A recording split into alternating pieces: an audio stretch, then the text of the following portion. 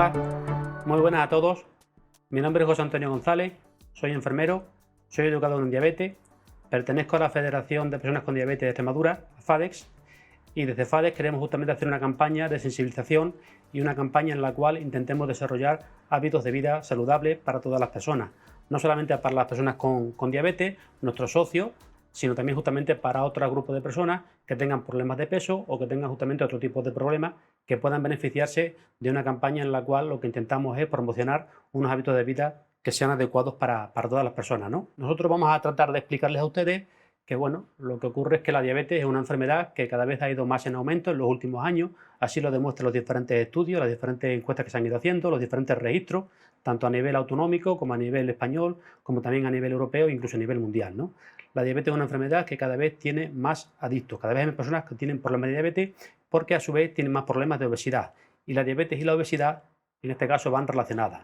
Cuando hablamos de diabetes tenemos que diferenciar entre la diabetes tipo 1, que es una enfermedad que en este caso no guarda relación ninguna con el peso, pero la diabetes tipo 2, que es otro tipo de diabetes, sí está, digamos, prácticamente relacionada con el aumento de peso, con la obesidad.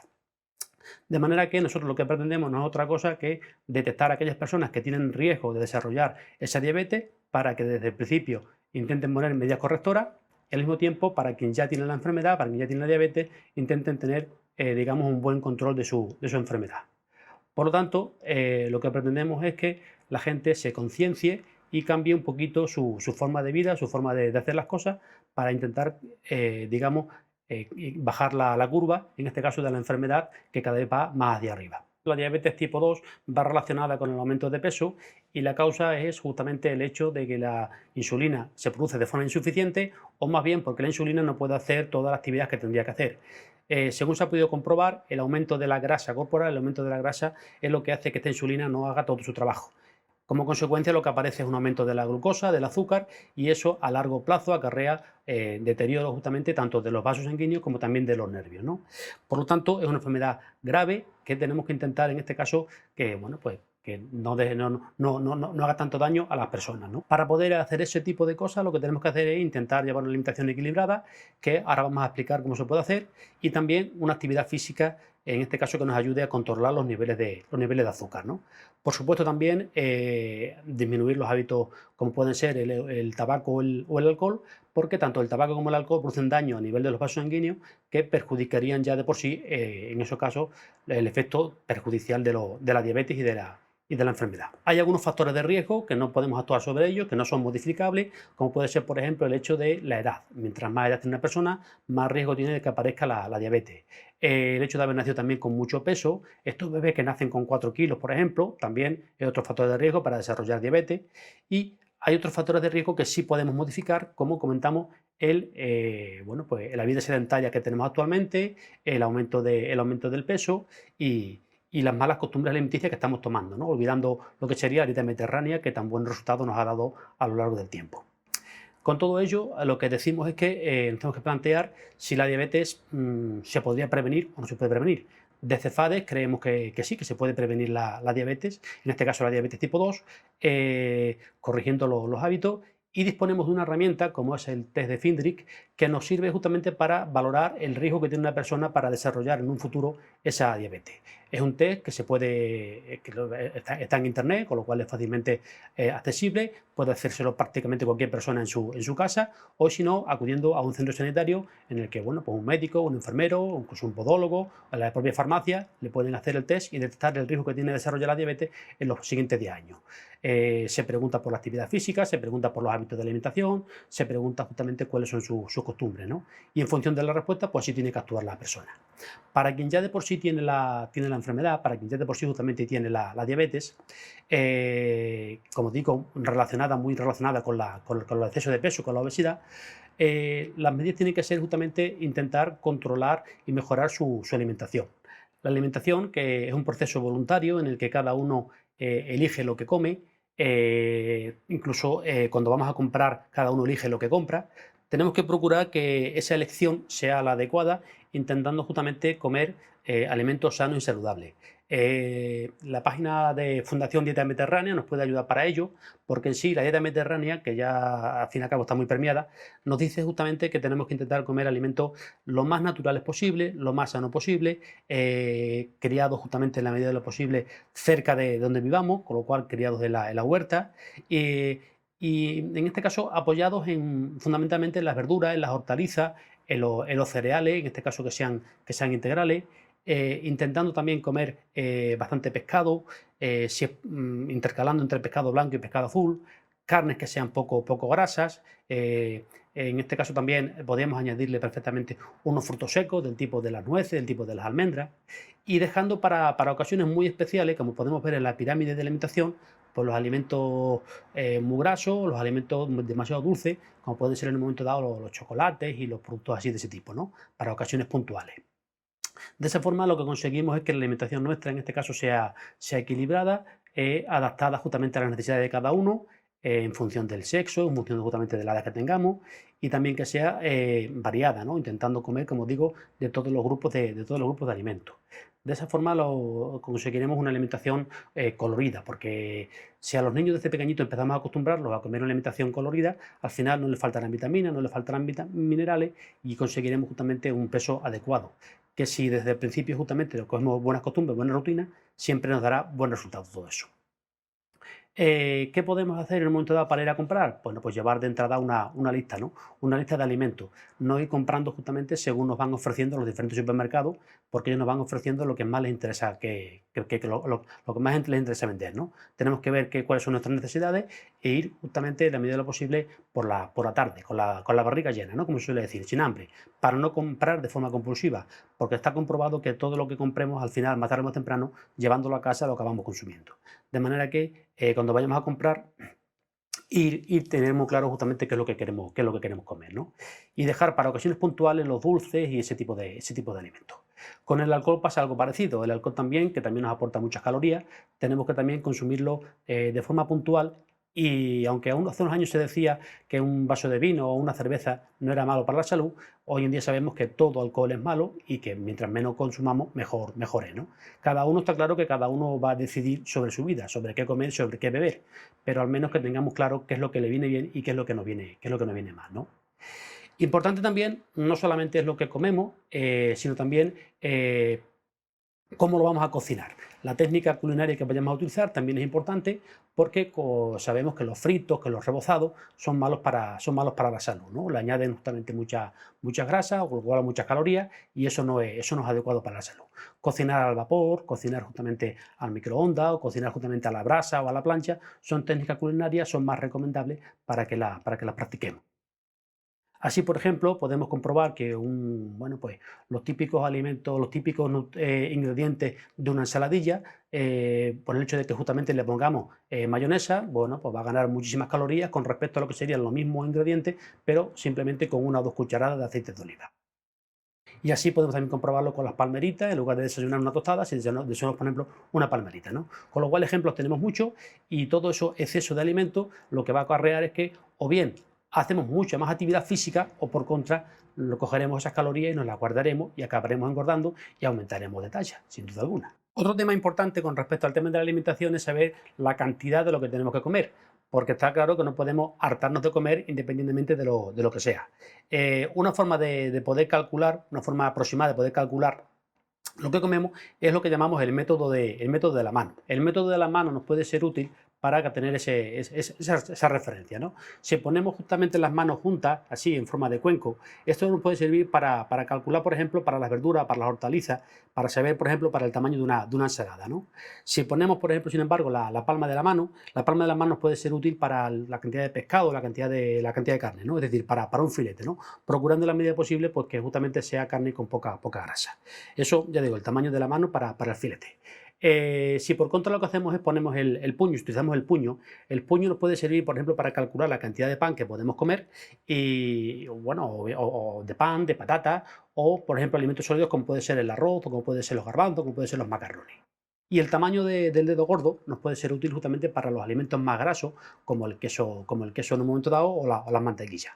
Todo el exceso que sea justamente de queso o mantequilla mayor del tamaño del dedo ya supone un exceso de calorías, con lo cual tenemos que intentar guiarnos, tener como referencia el tamaño del dedo. Eso en cuanto al método de la mano que se llama, ¿no? Otra opción, otra oportunidad distinta es, por ejemplo, utilizar también lo que se llama el método del plato saludable, ¿no? En este caso, un plato estándar, un plato normal y corriente, o un plato plano de los que tenemos en cualquiera de nuestras casas, si lo cogemos y lo dividimos justamente en dos partes, un plato normal de 22 centímetros, el plato aproximadamente, una de las mitades, de estas dos mitades que hemos hecho, una de ellas la podríamos poner justamente con verduras u hortalizas, con lo cual nos estamos aportando, estamos garantizando un gran aporte de fibra, de vitaminas, de minerales. Y la otra mitad del plato, si la volvemos a dividir, podríamos justamente poner en uno de los cuadrantes alimentos ricos en hidratos de carbono, que son los alimentos ricos que proceden de los cereales, de las legumbres y demás, y en la otra cuarta parte del plato, alimentos ricos en proteínas, como pudiera ser la carne, el pescado, los huevos y alimentos de ese tipo, ¿no? Al margen de todo esto, pues tendríamos, por ejemplo, bebidas como el agua o, por ejemplo, el postre, ¿no? Entonces, este método del plato, que puede ser útil, como digo, para la gente con diabetes y la gente con obesidad, también presenta algunas variedades en otros casos, con lo cual si buscamos en internet podemos ver otros métodos del plato diferentes, pero que en este caso para la gente con diabetes tipo 2 y para la gente con obesidad, este método del plato puede ser bastante útil como guía, como referencia para saber la cantidad de lo que tenemos que comer. Importante, después de haber elegido lo que tenemos que comer, la cantidad que tenemos que comer, es cómo vamos a comer eso, ¿no? Por lo tanto, tener una buena costumbre es llevar a la mesa solamente aquellos alimentos que nos vamos a comer. No poner en medio de la mesa ni la olla, ni la cazuela, ni el trozo de salchichón, ni el trozo de queso, ni nada por el estilo. Si ya de por sí, ya desde el momento en el que cocinamos, sabemos justamente y elegimos la cantidad que nos vamos a comer, evitaremos de esa forma justamente comer en exceso. También es muy recomendable que soltemos los cubiertos cuando estemos comiendo, de forma que tras cada bocado, además de masticarlo entre 15 o 20 veces, pues justamente soltar los cubiertos para no comer rápidamente, porque eso justamente está demostrado que nos hace al final comer más de la cuenta. De forma que comamos tranquilamente, comamos saboreando los alimentos, que para eso los hemos hecho, evitando justamente distracciones y evitar justamente comer como los pavos. Otro tipo también de costumbre, o también justamente recomendable, al cabo del día, cómo vamos a distribuir lo que vamos a comer. Es importante las tres comidas principales, el desayuno, la comida y la cena, y incluso para evitar hambre, para evitar justamente llegar a la comida de mediodía o a la cena de por la noche con hambre, es también recomendable comer algo a media mañana y también a media tarde. Esos alimentos que podemos utilizar a media mañana, a media tarde, dependiendo de los casos, que habría que ver cada uno lo que necesita, podría ser, por ejemplo, una pieza de fruta. Con eso conseguiríamos un alimento que no nos tiene muchas calorías, pero sí tiene justamente fibra, y eso nos hace estar saciados, con lo cual cuando lleguemos a la mediodía, cuando lleguemos a la cena, no estamos devorosos de comer justamente todo lo que necesitemos. Si vamos justamente combinando nuestra comida de mediodía y nuestra cena con la idea, por ejemplo, del método del plato, nos aseguramos un aporte de fibra adecuado, un aporte de fibra suficiente. También hay que tener en cuenta otro factor importante, es el tema de qué están hechos los alimentos. Con lo cual, si nos acostumbramos a leer las etiquetas, tanto las que tenemos en casa como cuando vamos al supermercado, podremos hacer una elección entre aquellos alimentos que más nos convienen y que menos nos perjudican. Hay muchos ejemplos, podemos comparar una Coca-Cola normal, por ejemplo, con una Coca-Cola 00, podemos comparar un yogur de Bifidus, por ejemplo, con un yogur desnatado, podemos comparar leche normal con leche desnatada, y así, cuando justamente nos pongamos y le dediquemos un ratito y vayamos comparando, veremos que la variación de calorías es muy alta de unos alimentos a otros.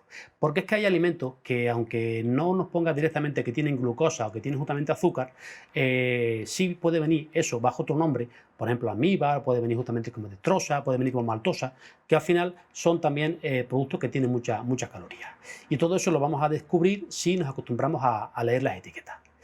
Y claro, hay muchas formas en el momento dado, pero claro, si pasamos justamente la cantidad de azúcar, por ejemplo, a lo que sería una cucharada de azúcar normal y corriente, de las que se usan para el café, por ejemplo, y luego decimos que eso son 5 gramos, pues podemos observar de esa forma cómo hay alimentos, como por ejemplo los zumos que le ponemos a los niños, que pueden tener perfectamente del orden de 5 o 6 cucharadas de azúcar, de esas que justamente, por supuesto, lo único que le hacen es meterle un montón de calorías a los niños que no son beneficiosos para la salud, ¿no?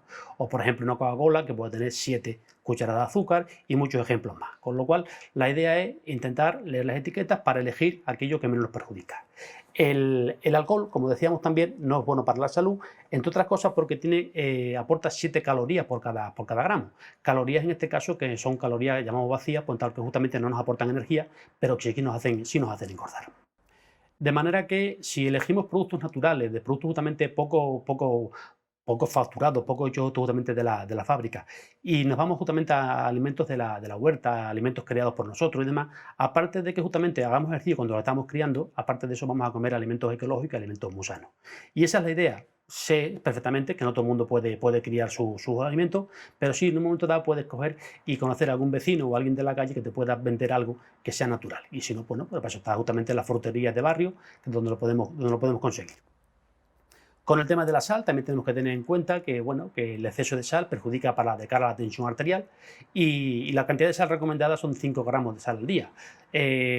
No solamente hay que tener en cuenta la sal que echamos a cocinar, sino también la que ya deposita en los alimentos. Eso lo vamos a ver también viendo las etiquetas. ¿Por qué hablamos de la sal? Bueno, pues porque justamente la sal sube la tensión arterial y sería justamente otro hábito, en este caso no recomendable, de cara a enfermedades que se puedan producir en las personas que ya tienen diabetes, que también aparezca la enfermedad de la hipertensión arterial. Otra ventaja que nos va a aportar también la lectura de las etiquetas, aparte de la cantidad de glucosa, la parte justamente del azúcar que puede tener un alimento, aparte de la sal también, es también el tema, por ejemplo, del colesterol, ¿no? Porque una etiqueta normal y corriente siempre va a venir descrita de forma que nos va a explicar la cantidad de azúcar que tiene, la cantidad de hidratos de carbono que tiene, la cantidad de grasa que tiene, en el que se nos va a especificar la cantidad de grasa saturada que tiene ese alimento. De forma que al final con eso lo que conseguimos es tener un colesterol, en este caso digamos controlado, colesterol a raya, ¿no? Porque el aumento del colesterol es otro de los problemas que pueden tener las personas con diabetes. De forma que uniríamos en un momento dado diabetes, obesidad, hipertensión, problemas de colesterol y todo eso acarrea al final pues favorece la aparición de problemas de corazón. De manera que con todo esto lo que hacemos es evitar bueno, pues todas aquellas complicaciones que con una alimentación adecuada pueden ser justamente, se pueden corregir, ¿no? Aparte de tener una alimentación sana y adecuada, la actividad física es también justamente un hábito saludable que es muy recomendable para las personas con diabetes, para las personas con obesidad y para otras muchas personas.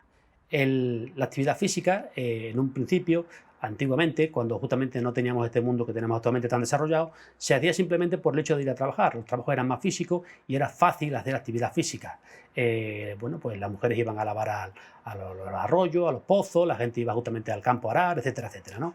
Hoy en día que no tenemos todo eso, que lo que tenemos son coches y más coches y más coches, lo que tenemos es que de alguna forma conseguir aumentar la actividad física. El hecho de que, por ejemplo, los niños vayan a la escuela andando ya sería una buena costumbre, o en un momento dado sacarles por la tarde al parque a jugar, ¿no? Aunque ahora en esta fecha esté un poco... bueno, hay que tener cuidado con el tema de las infecciones que puedan transmitirse, pero bueno, aún así el jugar siempre viene bien, ¿no? Y para la gente mayor, pues qué menos que andar, ¿no? El andar es una de las formas más sanas, más naturales, más fáciles de que cualquier persona puede tener una buena actividad física. Pero no solamente sería el andar, también podría servir, por ejemplo, el bailar o el aeróbic o algún otro tipo de actividad, ¿no?